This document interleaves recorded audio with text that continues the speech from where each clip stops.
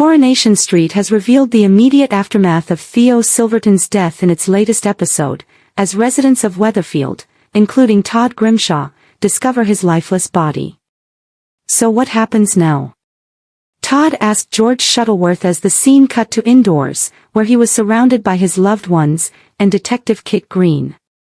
"Sorry, that's a stupid question for a funeral director. I know what happens now, but I meant Shuttleworths can't pick up the body." George told him that a different funeral company will deal with that, while the rest of them grieve.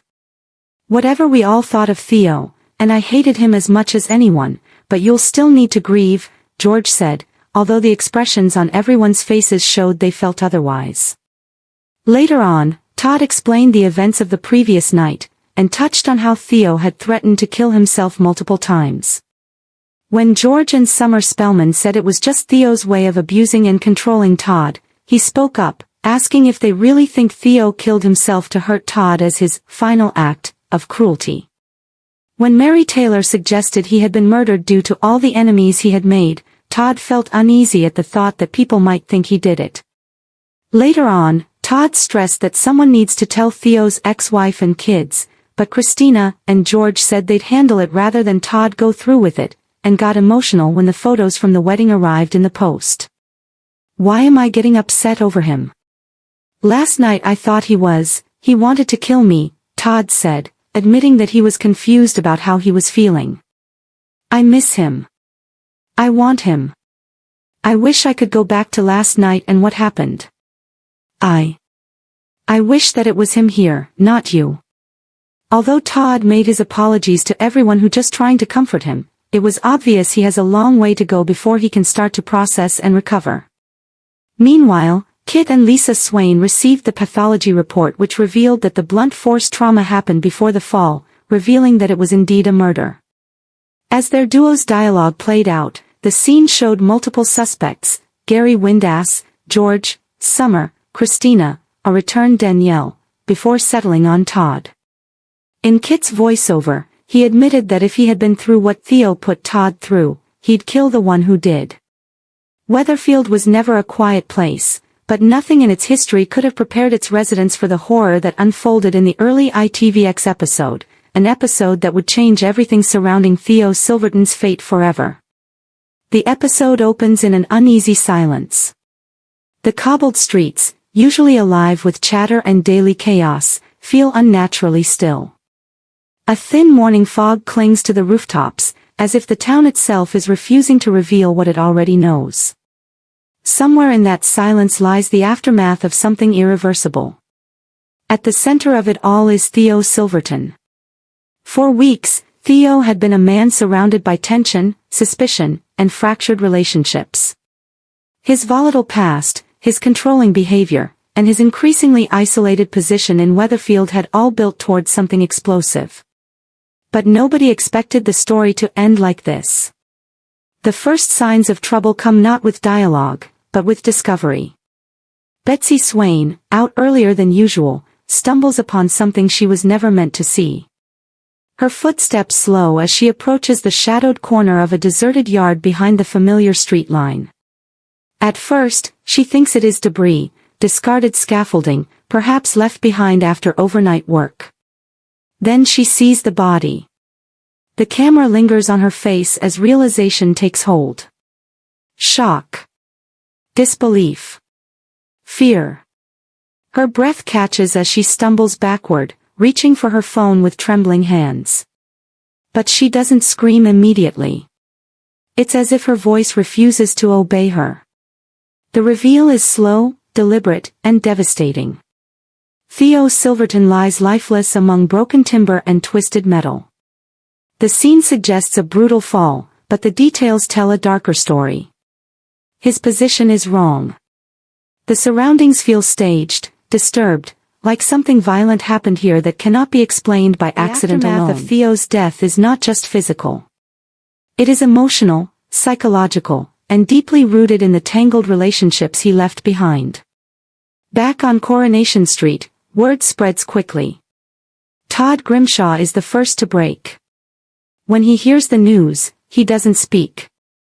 He simply sits down, as if the weight of it has physically removed all strength from his body.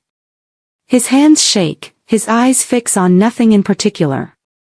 Around him, voices blur into meaningless noise. For Todd, Theo was never just a partner. He was a storm he couldn't escape, sometimes protective, sometimes cruel, always unpredictable. Their relationship had been marked by control, dependency, and emotional damage that left lasting scars. And now Theo is gone. But instead of relief, Todd feels something far more complicated: emptiness.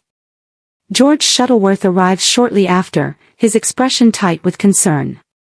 He tries to speak gently, but even he can't find the right words. The street's usual gossip network has turned into something heavier, whispers replaced by shock, speculation replaced by silence.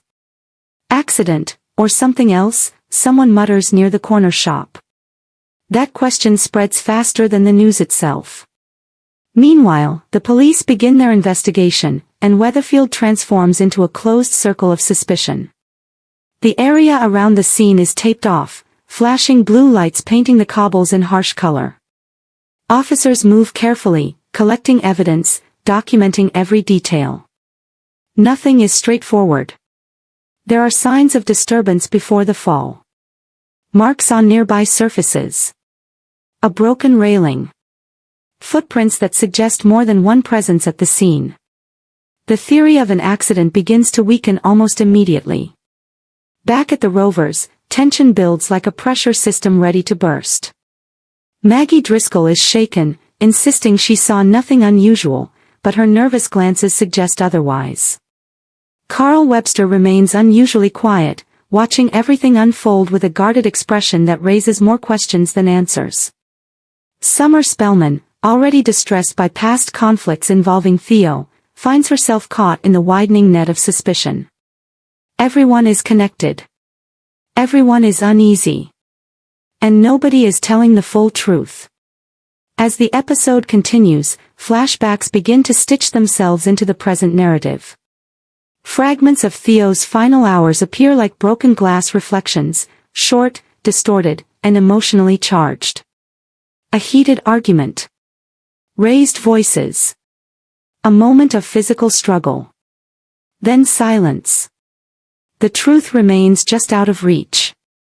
The most haunting moment comes near the end of the episode, when Todd returns briefly to the flat he once shared with Theo.